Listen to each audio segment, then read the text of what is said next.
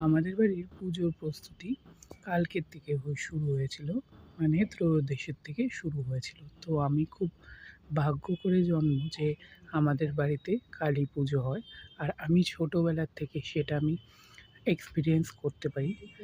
তো আমাদের বাড়ির প্যান্ডেল অলমোস্ট ডান হয়ে গেছিলো, কাপড় লাগানো কমপ্লিট হয়ে গেছিলো। তো আমি আর আমার পিসি চলে গেছিলাম দুপুরবেলা পুজোর বাজার করতে।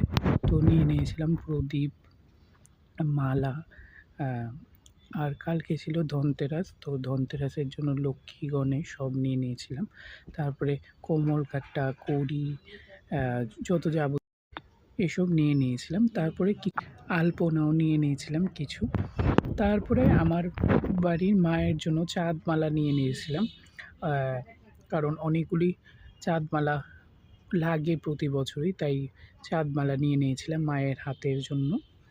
তো তারপরে আসি দেখো বাজি কেনার জন্য। তো অনেকগুলি বাজি নিয়ে নিয়েছিলাম। তো আই থিঙ্ক 15 to 20 আইটেমসের বাজি ছিল।